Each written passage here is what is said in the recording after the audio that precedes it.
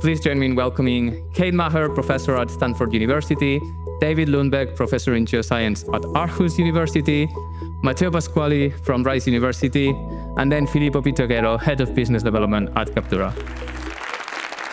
Hello, everyone. I'm Kate Maher. I'm a professor of Earth System Science at Stanford University. And I want to tell you a little bit about some work we're doing on catalytic infrastructure. And this is not the infrastructure that Julio was talking about. We are not talking about big pipes and giant factories. We're thinking about the data and models that we need to even figure out where should those pipelines go and do we need those pipelines. How I ended up here, I actually, as an Earth System scientist, I'm part environmental engineer, part biogeochemist, and part applied mathematician. And I decided about 10 years ago that I wanted another part. So work-life balance. So I wandered down the street to the Hasso-Plattner Institute for Design, otherwise known as the D School at Stanford, and I asked them to teach me human-centered design. And I absolutely fell in love with need finding and spent some time working with our federal agencies to help them embed design thinking and human-centered design into some of their scientific teams. And that was wonderful, but for a long time, that aspect of design, particularly need finding, lived in a separate world for me. Fast forward to 2018, and the IPCC came up with this report that put forward these stunning numbers about removals. I don't know, what were those numbers, Julio? Like 8 gigatons per year, roughly? Yeah.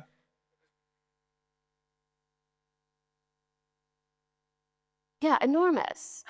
And I thought, wow, they will figure it out, they being Julio, who then sat in the Obama administration, and other governments. And so I didn't really process who that they was and how that was going to work. A couple years later, I started hearing from a company called Frontier, which is an amalgamation of large, mostly tech companies that put forward $1 billion to do these advanced market purchases and really try to shape this CDR market space that the IPCC had called out. And so in the process of looking at those project proposals, I thought, wow, the they is actually me, and I have to figure out how to help them do this. This is fascinating. We do not know what we're doing. And so along came the accelerator, and poor Jeff had to put up with me for the first couple months of our project. And so when we joined the accelerator, I thought we were making things, processes that would go out into the world and live as a company. But going back into the need finding and spending a lot of time talking to everyone from people in banks at Barclays, how are you figuring out how to finance these projects? What's going on with insurance? What are the project developers experiencing? I realized the actual problem is in how we're organizing ourselves to address this. And so we started thinking a lot about what are the different pieces that need to be in place. And if you look at the leverage points in the system, what we have been thinking about, and I think what a lot of people think about, are these system changes that are very low leverage points. It's changing the material flows. If you think about those higher leverage points, both Jeff and Julio talked about it, it's changing policy. But what does it take to go from changing material flows to policy? And there's a lot of different ways to do that. For us, we're thinking about the evidentiary threshold. What do we need to have in place to convince a policymaker that these decisions make sense in the long term and achieve the multiple goals that we heard so nicely expressed earlier on? But then we also want to figure out what is the data that you, building companies, need to decide and assess the direction that that company should go? How do we build the data layer that takes those companies to scale? And so we think about soil CDR, mainly biochar and enhanced rock weathering. And we think about those because what is interesting to me about soil CDR is that we know we have to feed 9 billion people. We have to figure out how to do that. That's a hard problem. But we can also do that in the context of removing carbon. And so how do we engineer technologies or systems, more systems than technologies? We have the technology to actually serve people and work for people and solve problems in the agricultural system. So what our group is focused on is really building the data model layers that we need as architecture. And we think about it as a hierarchy. So at the bottom layer, it's really just the physical fluxes. Where is carbon coming in and out of the system? And we feel pretty strongly that you need to use the atmosphere as your mass balance. So we want to know how much is coming out, where is it going, when is it leaving? It usually leaves in multiple places for these open system technologies, and that's hard. And then we think about a middle layer, and this is where things start to become more complicated because you have to have some accountability layered into those carbon fluxes. Who's responsible for what? So we think of a middle layer, we call this the objective atmospheric bases, or the carbon accounting layer. And you need both of those to then enable yourself to make a policy decision. And one of the things that's so hard, I think why we have problems in the VCM, is that the VCM inherited the CDM, and it mixes policy and physical basis. And so until we start untangling those and can ask questions about what's going on in this bottom layer of physical fluxes, it's going to be really hard to make policy decisions that actually lead to responsible CDR. And that's what I think we need. So I will turn it over to Filippo. Thank you very much. My name is David Egholm. I'm one of the local guys. I'm from Aarhus University, a professor in geoscience, and I'm also CEO of a university startup called Sunstones. We aim to test and develop CO2 mineralization in Denmark. We do this together with universities, industry partners, and local and national authorities. I promise to say a bit about data, but first I'll just say a few words about mineralization for those of you who have not encountered that before. It's a natural geological process. It turns atmospheric CO2 into stable carbonate minerals like those we find in chalk and limestone.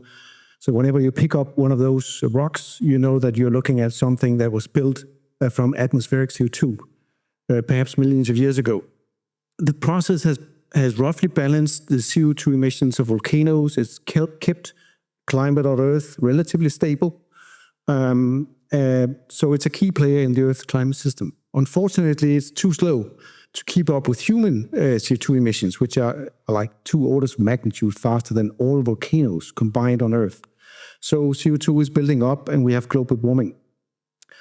So the process in nature is on average too slow, but there's a lot of things we can learn from it. And it's really the backbone of CDR technologies like enhanced rock weathering, industry mineralization into durable products, and also in situ CO2 mineralization that we have several projects working on today. In Europe, most notably Carbfix started more than a decade ago to do in situ CO2 mineralization in the subsurface of Iceland. And we've been very much inspired by them and others. They use volcanic rocks in Iceland because volcanic rocks are ultramafic rocks that come from the Earth's mantle, have a high content in metals like calcium, iron, magnesium that want to pair with carbon and form these carbonate minerals. We do not have many volcanic rocks in Denmark, but we do have, in a large part of the Danish subsurface, volcanic ash that fell on Denmark about 55 million years ago when the North Atlantic Ocean started breaking up and Greenland drifted from Scandinavia. Massive volcanoes and ash clouds over Europe. You can trace the ash all the way to the Alps. In Denmark, we have about 3 or 4 meters sitting at 200 to 400 meters depth. We've studied the ash in our labs. It's highly reactive, in part because it's really fine-grained.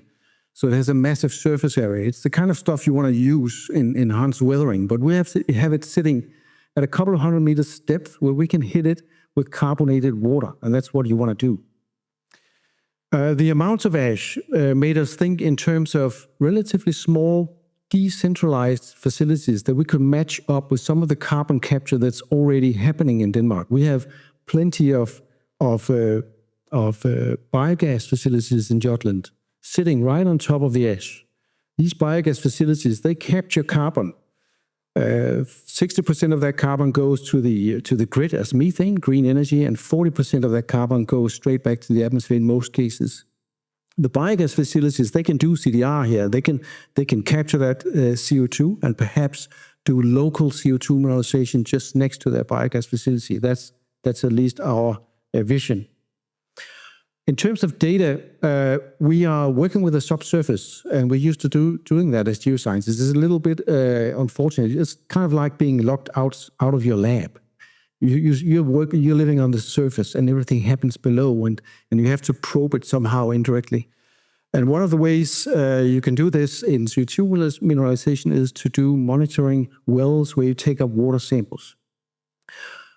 We know a lot about mineralization because it's a natural process. We have lots of natural analogs, and geologists have studied this for decades, many decades. So we know the system, and we know what to look for in terms of carbon isotopes and calcium isotopes. It's pretty research heavy, the measurements that you need to do. You need to use mass spectrometers and so on. So it's critical down the line that we develop other measures like pH, alkalinity, things that we can measure using sensors in order to scale up. So that's where we are now. We did our first test drilling. The company did its first test drilling to 300 meters this summer. And we are planning the first full-scale pilot next year and running until 28. And we will, of course, be facing lots of challenges and problems. And we hope that we will be able to do a successful demonstration and have a really swift upscaling in Denmark and in Europe, where we have the ASH and other opportunities to do mineralization. So, thank you. So, I'm Matteo Pasquali. I'm a professor at Rice University. I'm also the co-founder of a company called DexMat. That means Deus Ex Materia. The solution is in the material. I started working in this area, making these new carbon materials about 25 years ago with Rick Smalley. We thought that we could make a fiber that was better than anything else that had ever been made. Stronger than steel, more conductive than copper, et cetera, et cetera. Then about 9 years ago, Carl Masters, who at that time was the chief scientist for chemistry at Shell, came to me and he said, we had too much oil and gas and we can't possibly burn it all because of CO2 emissions constraints. We're going to go electric. And you're making these carbon materials. Can you do anything with this oil and gas that we have rather than burning it? And I thought this was a little bit insane. But then I looked at what we were doing, and he said, by the way, this better be something that's done on the millions of tons per year, preferably hundreds of millions of tons per year.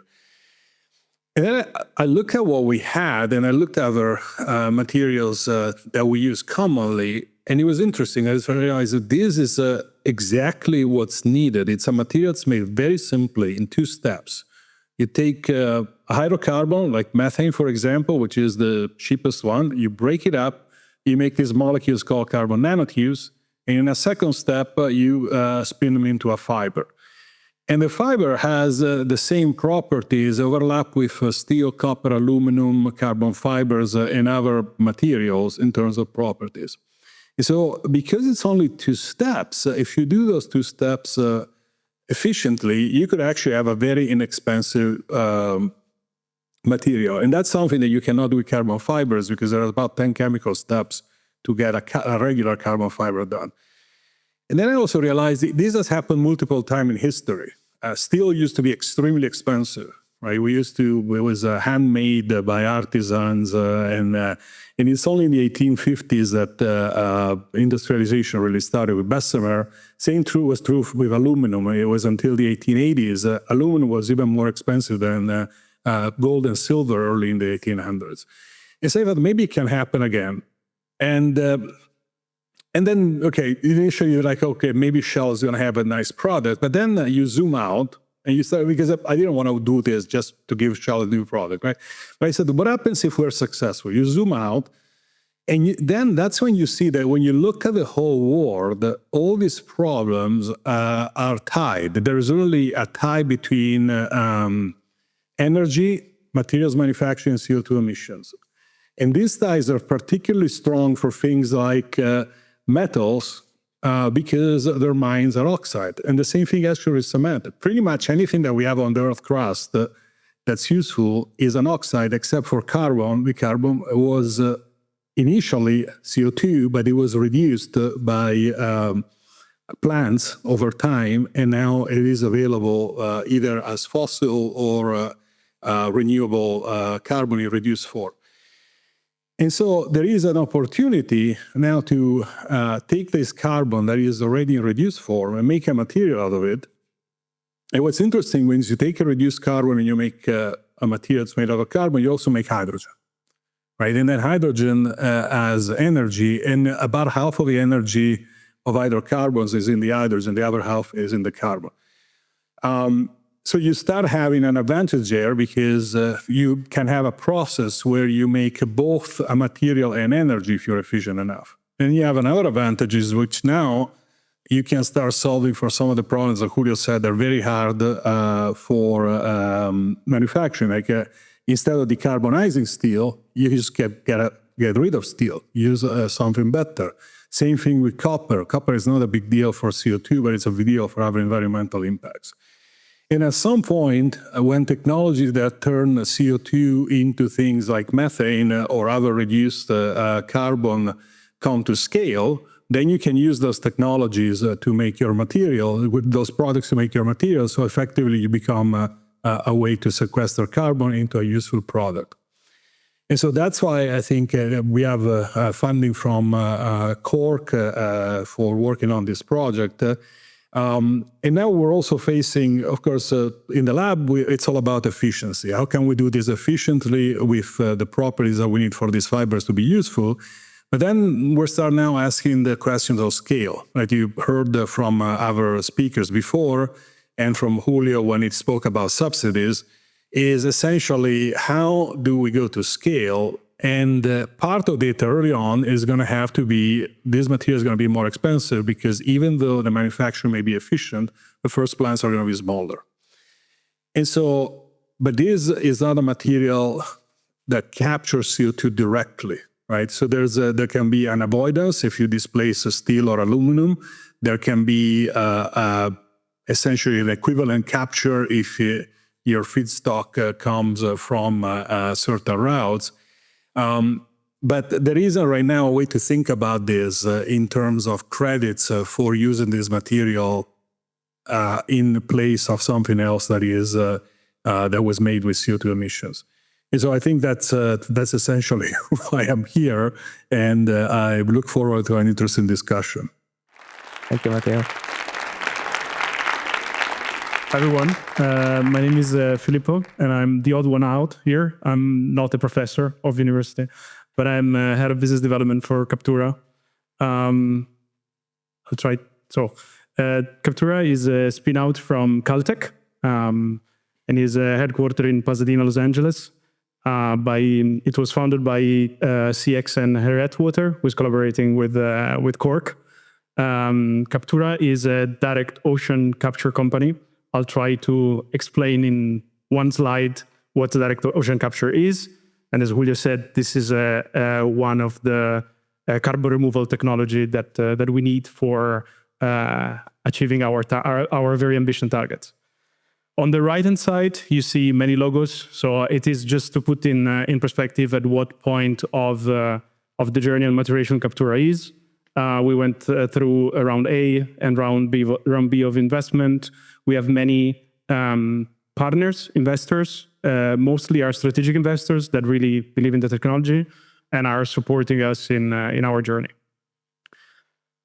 But what is direct ocean capture? Now, I'll try to explain without putting you all to sleep, given the time, and I have like 1 minute. But in short, direct ocean capture. So first of all, like maybe you're familiar with direct air capture. We heard a few times today mentioned.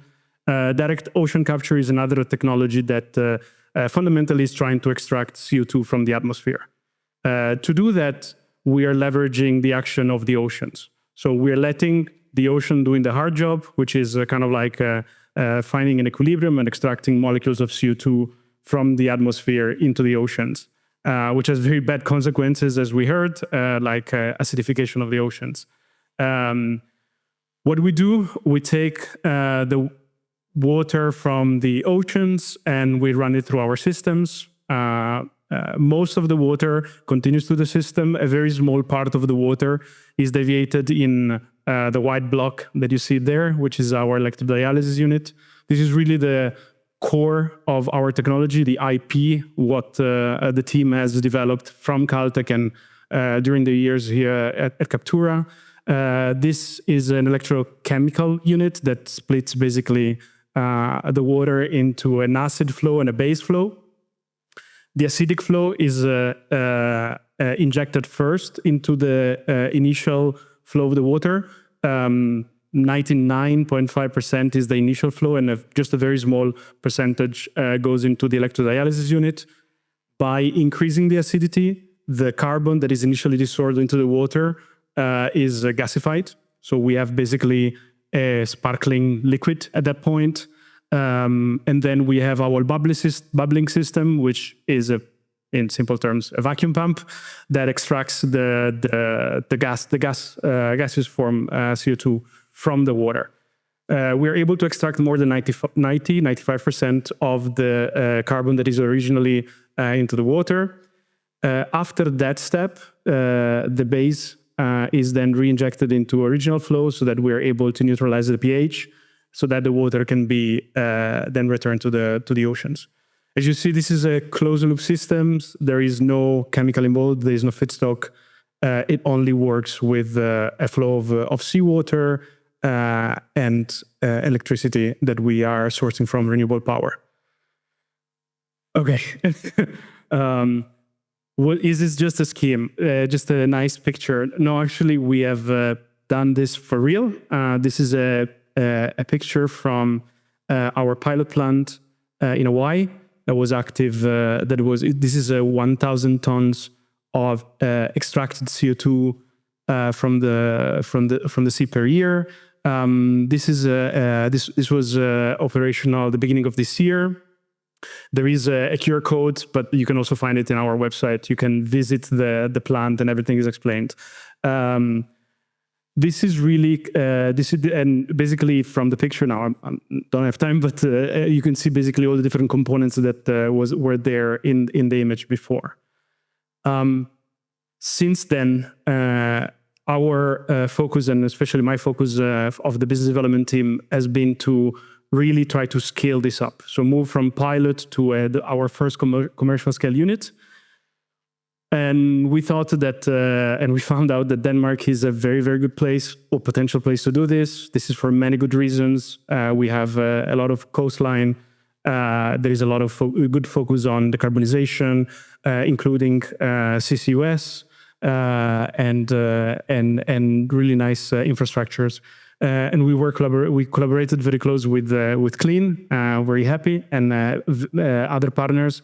And we're trying to develop a direct ocean capture plant, specifically in 3 main locations now: Kalundborg, Aalborg, and Esbjerg, where we are trying to collaborate with the local utilities and try to leverage at best the synergies, so not to kind of like reinvent the wheel and build more infrastructure.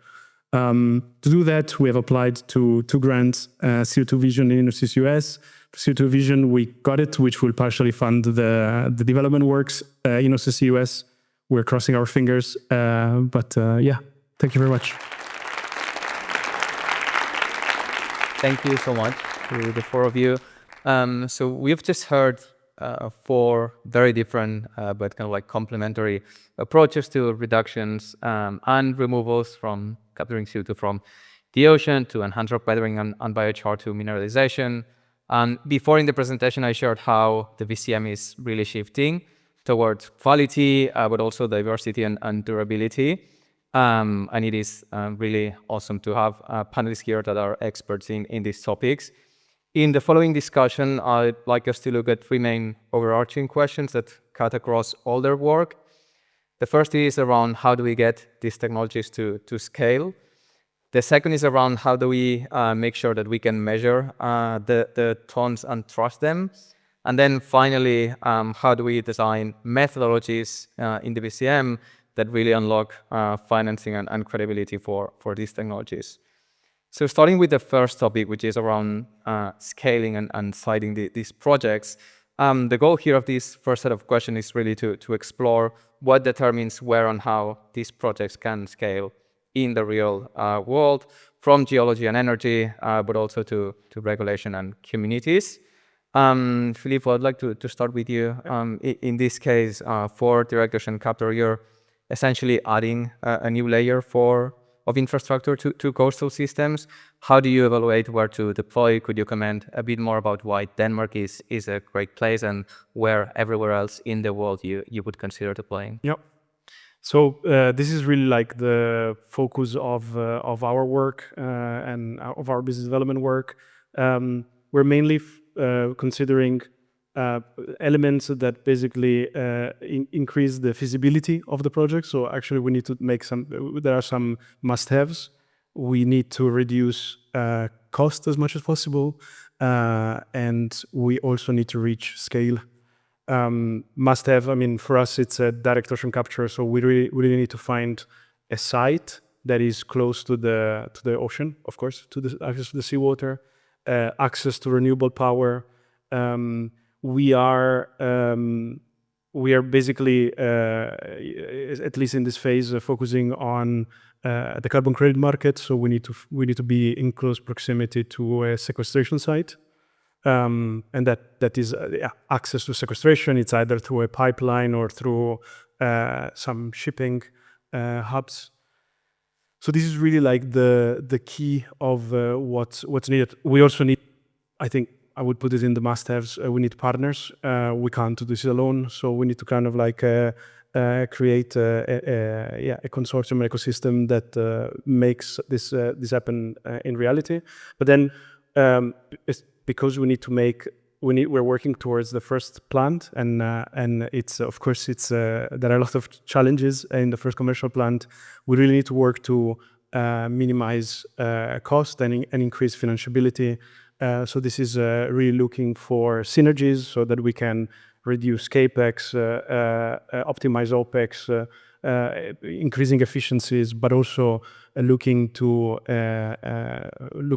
a supportive regulatory landscape, and ideally some grants that make at least the first project close to being in the money. And then of course we need to find off-takers for the credits, as you mentioned. And then I think one point is that because we are on our way to scale up, it's there's going to be constraint in the production. There's going to be bottlenecks that basically will limit the size of the plant. But because we need to prove scale, there is a certain kind of like smallest size that we can look at. Mm-hmm. So plenty of things need to align. Thank you for sharing your perspective. David, I'd like to turn over to you. For CO2 mineralization, of course, finding the right places is critical. What are the biggest drivers for you when deciding where to deploy a project beyond the one that you mentioned here in Denmark? Yeah, well, it's a good question. I think for mineralization, you first of all need that geological opportunity. You need that sort of mineral to work with. You need to have that. And then, of course, you need CO2. So you have to find places where you have that geological opportunity and you have the CO2 available, either on site from capture or from transport to the site. And then I think at least, well, I'm not very experienced in this, right? We're just starting out. But for us so far, identifying that local value chain and actually being able to show that we can create some win-win situations for capture and storage mineralization is extremely important. So that we're not driving this ourselves. That we're finding somebody to drive with us. And biogas has been a big good partner for us because they're already there. They're already doing things. They're already investing in infrastructure. And another thing that is we have also identified as a key thing for us is to get the initial cost down, because many are worried about long-term investments now. We don't know where things are going. So a 40-year investment is difficult, but if you can get going with maybe a 10-year investment, then more are more likely to sort of to listen to you and see the opportunity. Yeah, and beyond Denmark, what do you think is going to be more, I guess, difficult to find the right geology or the right CO2 streams? Well, there's a lot of geological opportunity to do mineralization. There's a lot of right minerals out there. Fluid flow is probably more difficult. So get the right geology and the opportunity to get that carbonated water to the minerals, that is important. But I think right now, it's not a lack of geological opportunity. Right now, it's being out there and trying to find partners in carbon capture and make these partnerships. Yeah, yeah. Matteo, I'd like to turn over to you now. Could you comment a bit on the biggest factors, I guess, affecting your potential scale up globally, and also the access to the CO2 streams that you'll need? See if it works now because it was off actually. Try to turn it. Has it worked now? It's on? Yeah. Okay, great. All right. So I think right now the biggest challenge is to decide when do you go out of the lab and build a demo, and especially because this is not a technology that's completely new. As I said, it's a little bit like steel in the 1800s. People were making steel. It just there wasn't a single high efficiency manufacturer of steel, and the same was true for aluminum. And so now we have these new processes in the labs, which is really a coalition of labs. And there is a question: is when is it that you go out and do a demo? So that we can make bigger spools, basically. And then there is one peculiarity of these technologies that typically after the demo you do a market development plan. Because what you need to do at that point is you need to start getting this material out in the hands of users in large enough quantities that they can try it, they can qualify it. Sometimes they have to redesign their application. I always make the example of if you give steel to a Roman bridge builder, they're not going to know what to do about it or with it, so they're not going to have to redesign a bridge.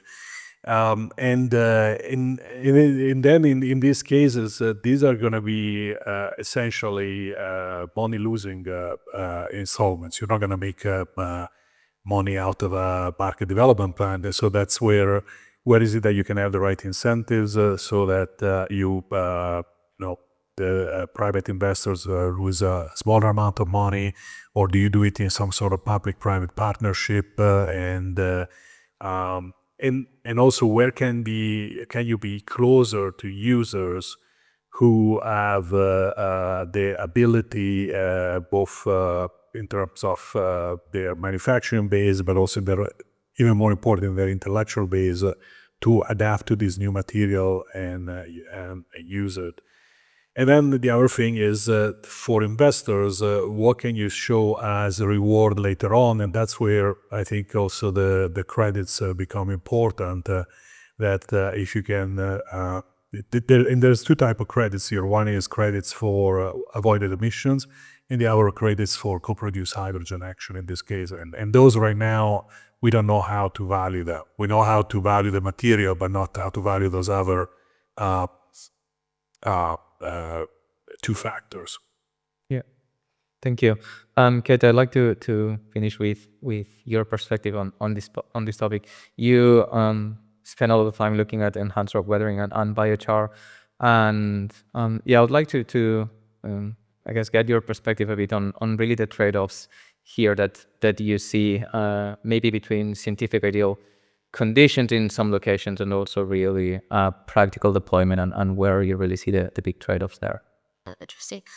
So when I feel like I get asked to evaluate a lot of projects and also talk to project developers, and I always think about the projects in terms of 3 Ps. So one is predicates, and it's, in the case of biochar, what's the available biomass supply? Are there buyers for the biochar? Are there farmers that will take the biochar?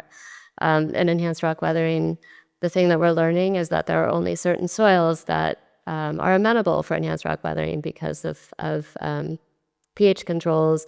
Those soils, unfortunately, aren't the ones where we necessarily would want to deploy rock for agronomic benefit. And so we have some complicated trade-offs. I think that's where this underlying architecture of data to support decision-making becomes really important, and being able to figure those out. I think it kind of plays into what you were saying about knowing where there's geology that is favorable. And so we're very challenged with soil and the subsurface more generally, in that we just don't have a lot of data for forestry projects. There's so much data available that it's a very different case. So I think a lot about those kinds of questions. I think one thing that we are seeing is this move towards these smaller distributed projects. There was the example of Takachar and Cordillera in South America that are doing small-scale biomass conversion, and that's really interesting because you can adapt to the local system and be a little bit more flexible, and I think that's what you're seeing is the small-scale distributed models working very well for biogas. So I think that's different from the type of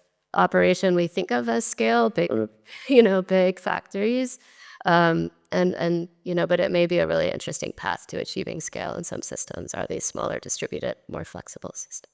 Totally. Super interesting. And this is something that I think a lot, maybe more winners at smaller scale, and this is how we scale the market. Transitioning over to the next topic, we have discussed scaling and siting here, but it is important, of course, that we measure the tons and the climate benefit correctly, and this is why we need the right MRV tools. In this next set of questions to our panelists, I would like us to explore how different approaches can establish credibility and trust here, and how MRV is really, really important for some of these technologies to really scale. Kate, I would like to start with you on this one. You spent also quite a bit of time looking at MRV for ERW. What do you think is the most exciting thing right now in measurement innovation, and where do you see the biggest pain points in ERW and also biochar? I mentioned the 3 Ps. I don't know if I defined them all. So predicates is one, just what is the system performance, what are the agronomic benefits or benefits to people, and then permanence. And I think there's a really interesting question right now emerging around permanence for EW, and it's emerged out of a set of measurements that have ended up yielding very different results in terms of if we measure the solid phase in soils, we get one number for CDR. If we measure what's actually being exported, we get a different number. And so there's a moment of reconciliation that's happening right now that is really important. My lens is as a modeler, and so I think we need models to start to answer some of these questions that are creating a lot of friction right now. And so, one of the things that's advancing is the coordination of different teams that are building models to benchmark those models and at least start to have some interoperability between the models, so we can start to get them into the MRV landscape and hopefully get a better understanding of what some of these MRV challenges are. Totally. Thank you. David and Filippo, maybe transitioning over to you here. David, maybe starting with you. As you scale physical projects and your first project here, could you comment a bit on how are you setting up MRV and accounting systems? Are you building your own internal standards, aligning with emerging methodologies? Really, how you are thinking about MRV? We are looking very intensely at those that were there before us. So heavily inspired by Carbfix 4401 and others that are already doing this. And like Kate was saying, getting those protocols and benchmarking is so important. So we are very lucky not to be the first. I don't know how they did it in the first. I mean, it must have been such a hard thing to do. But we have something we can look at. We have a plan we can follow, and then we have to figure out how that will work for us. We're not yet sort of removing carbon. We are only drilling and starting to set up things. Hopefully, in 1 or 2 years, we will see following in the footsteps of companies like Carbfix how that works for us. But as I said, it's important to move beyond isotope geochemistry. It's extremely elaborate and expensive, and it will lock this technology up in universities. So we have to develop something that is easier, but that will also require a lot of work and a lot of benchmarking. Yeah, totally. Filippo, in your case, you are actually going to be maybe one of the first ones to do direct ocean capture. So difficult to align with things that had been done before. Could you comment here a bit on the trade-offs that you face, maybe between scientific rigor, but also the scalability that you need to do?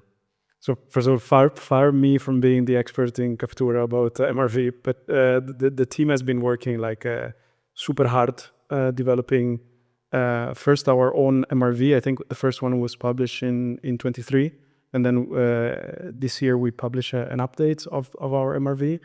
but the team and it was headed by our head of oceanographer, Sophie, and they work very close to Isometric, and so giving as much as data and support. We have our pilot in Los Angeles and then now our pilot in Hawaii, where we provided data.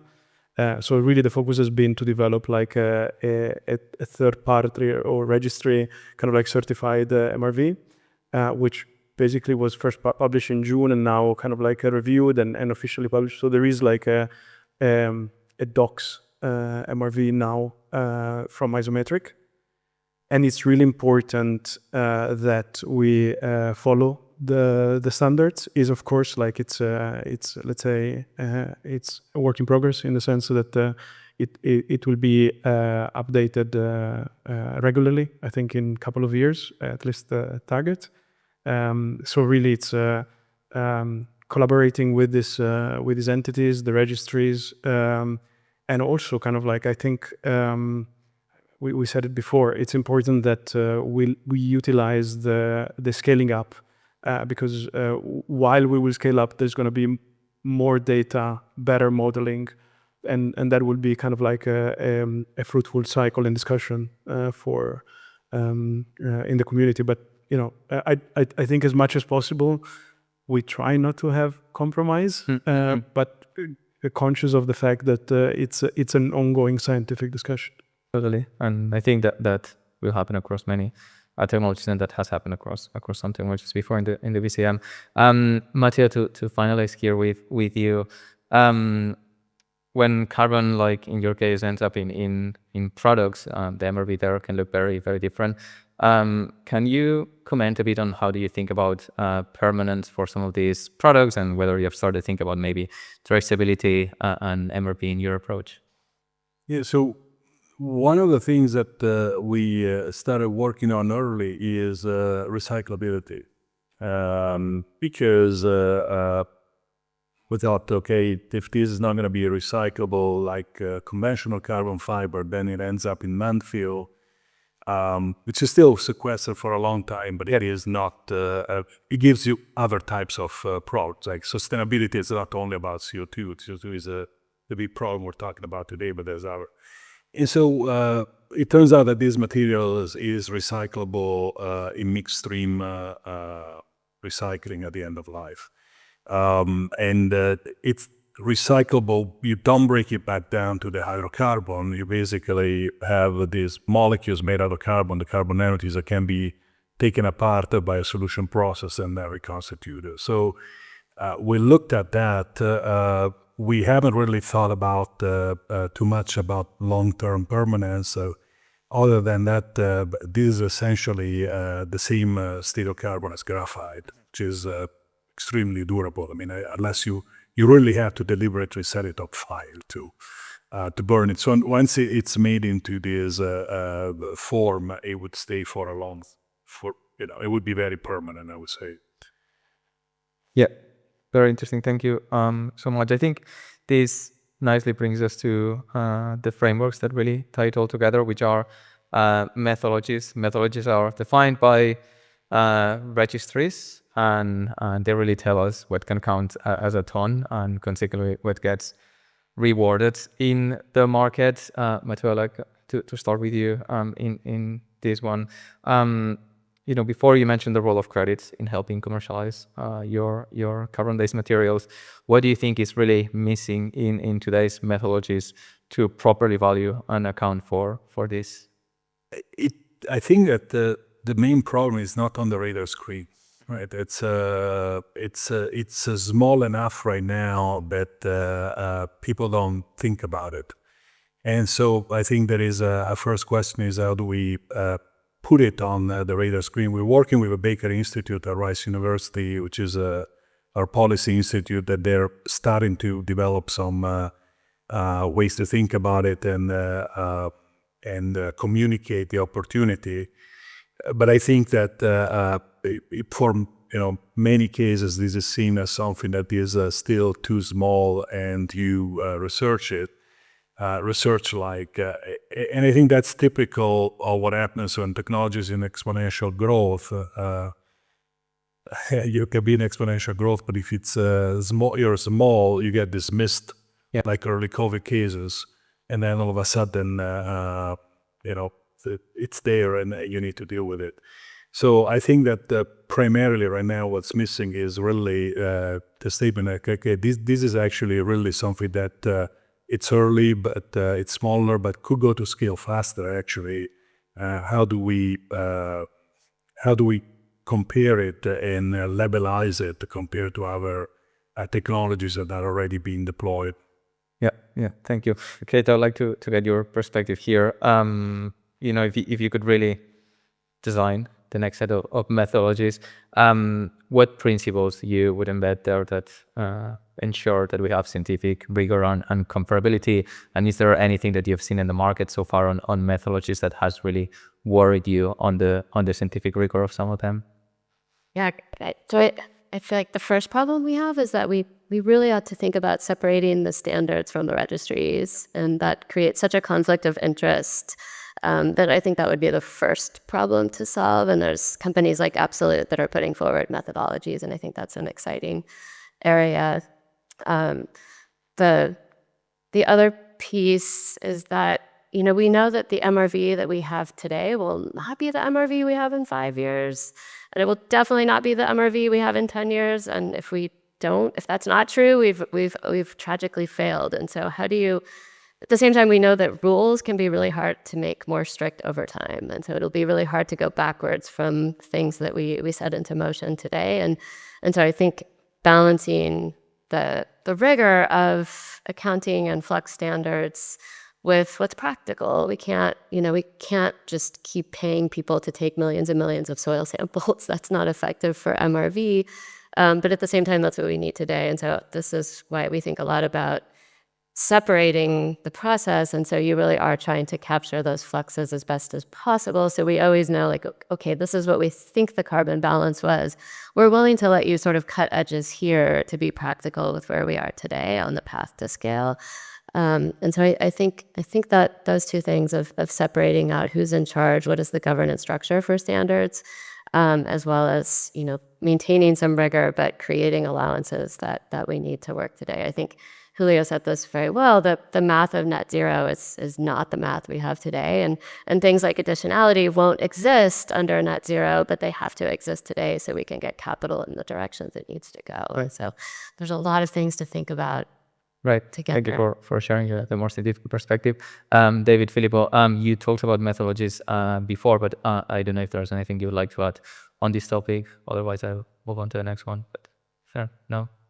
I fully agree with what has been said so far. And on top of that, we need time, right? We need experience. Yeah. We need to build trust over time. And that takes time. Yeah. But I think it's coming. Totally. We are almost at time for the panel, but to wrap this up, I'd really like to ask one last question to all of you.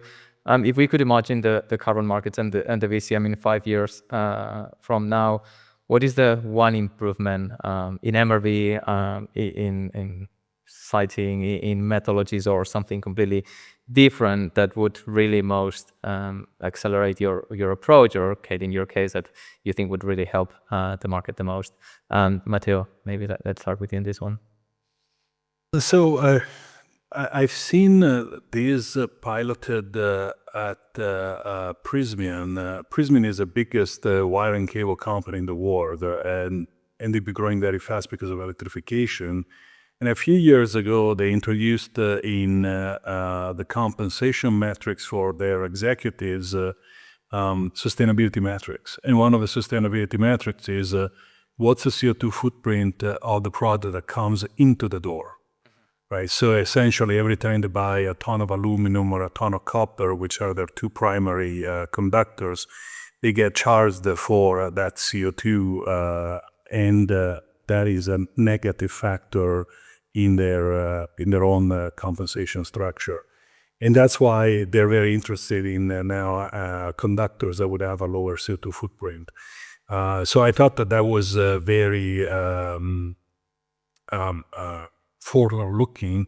And the other thing that I thought was forward-looking is that they seem to be using a blended metric of specific supplier, but also industry average, right? Because otherwise, if you're the first buyer, you can always go to the supplier that may have a captive hydroelectric plant, for example, and make it look like you have green aluminum, whereas you just took that aluminum out of the market. So I think that that's like the example that I've seen that is the most forward-looking and may actually work. Thank you. David?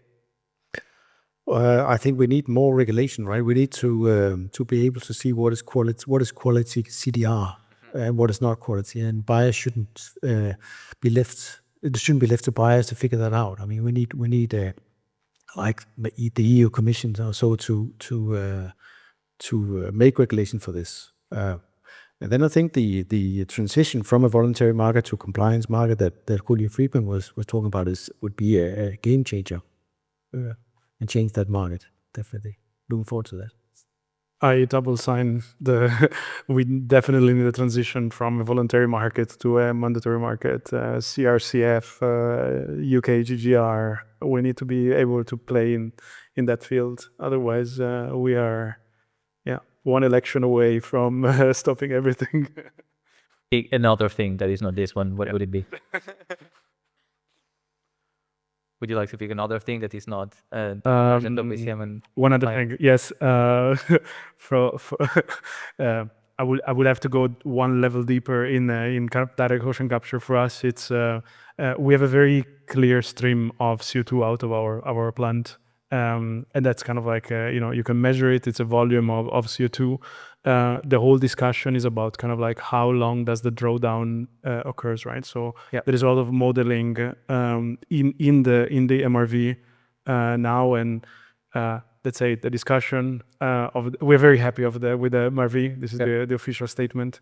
The discussion is on maybe transitioning from the accounting of CO2 credit during the drawdown, after the drawdown, to some sort of like unavoidable emission, like close to BECCS. Right. Thank you. Okay.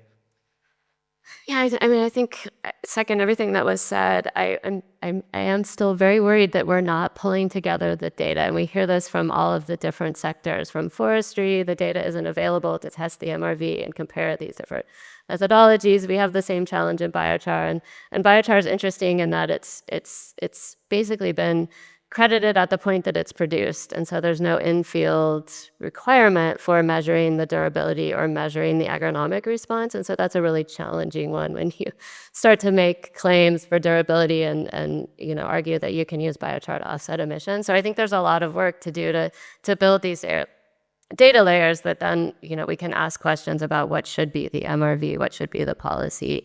Are these compatible with compliance markets, and if so, how do we incorporate them? So data, more data, share data. Thank you, Kate. Thank you so much to the four of you. Now, I know that we are stopping everyone from food, but I like to give the audience the opportunity to ask any questions here. I don't know if anyone wants to ask a question to our panelists. Now's the time. No questions. Okay, thank you so much, the four of you.